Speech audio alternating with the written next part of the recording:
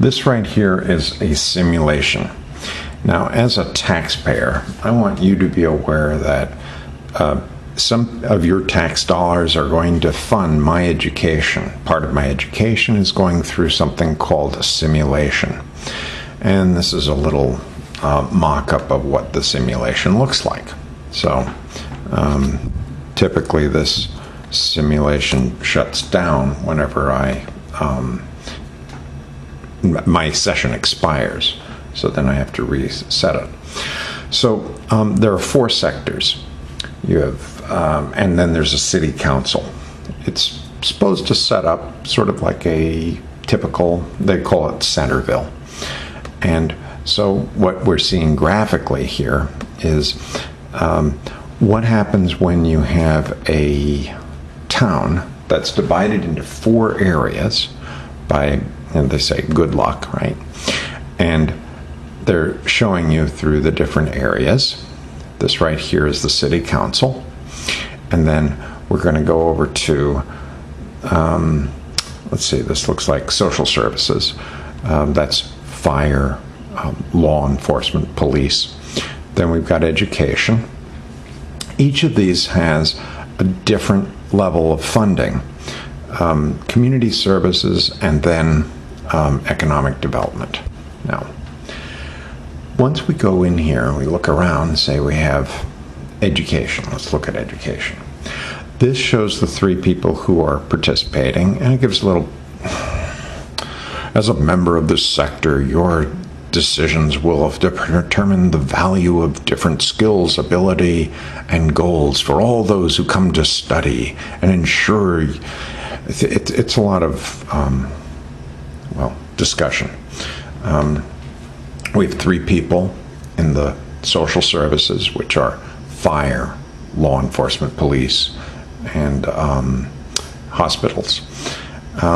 Then this is the community services. You know, do you have public transportation, utility, and libraries? And then economic development board.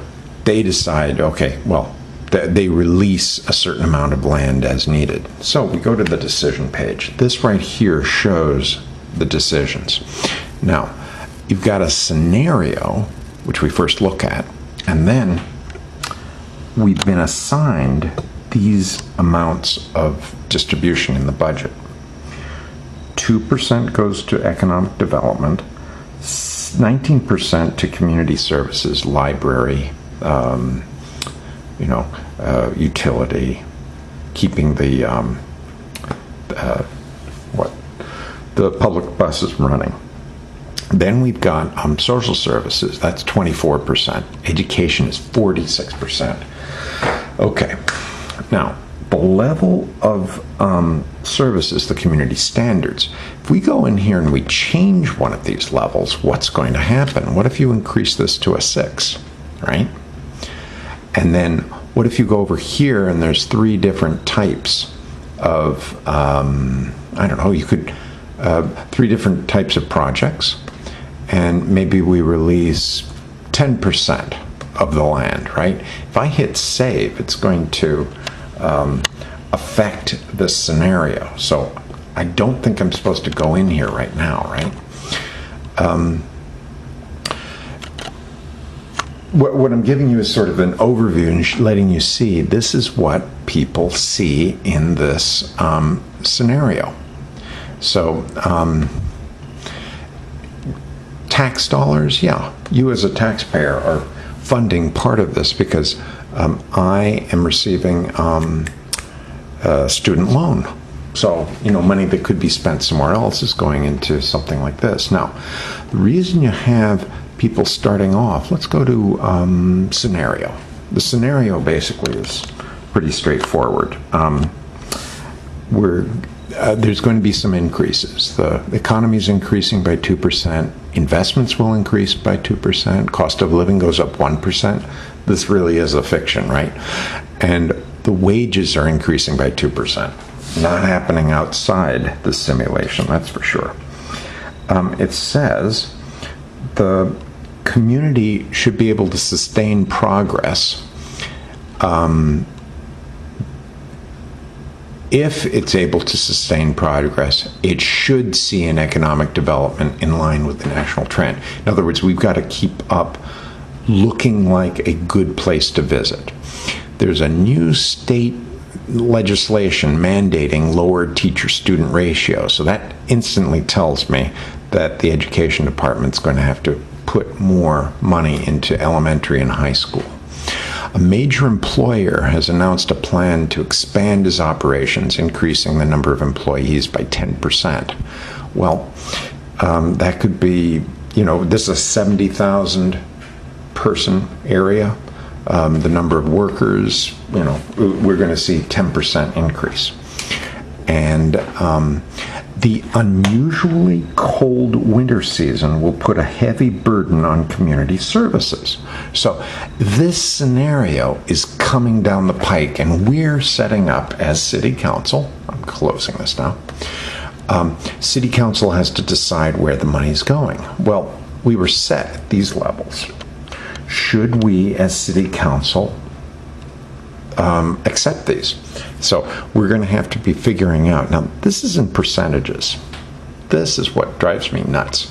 If you look at their reports, I think it's reports. Yeah, let's go to community services, for example. It shows, just to be able for you to see this, it shows a variety of service levels. The two areas that are getting lower numbers, utilities are down by 2%, and public transportation is down. Library is doing really well, got 101%. So that's sort of like the quality of service. Now, talks here about investment, scheduled maintenance, unscheduled maintenance. I'm assuming that these are numbers that the people in community services have to allocate. And then there's this service level of 4 is sort of in the middle. I don't know if you guys can see that too well. Let's zoom in. This right here is the service level, and then that's level 4. If we increase that cost of the service level, let's go to level 5, that will be better service, but what will it cost, right? Probably more than 70,000. Now, let's see what's going on here. Apparently, utilities, we have a recovery rate of 100%. In other words, we're investing 1.1 million, and we recover the 1.1. In other words, whatever utilities the city is putting in, it's recovering its cost. Now, some people say, well, why don't you increase your rate of recovery so that then it can be, I don't know, you can get more income in the bottom line, right?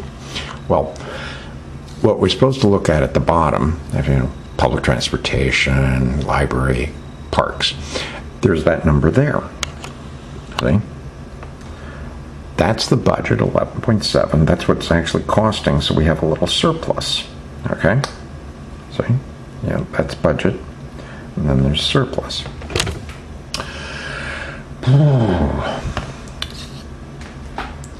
Let's go to the next subject, but at least you've seen this is what it looks like for community services. And we've given you an overview. The next video will cover the other 3 sectors.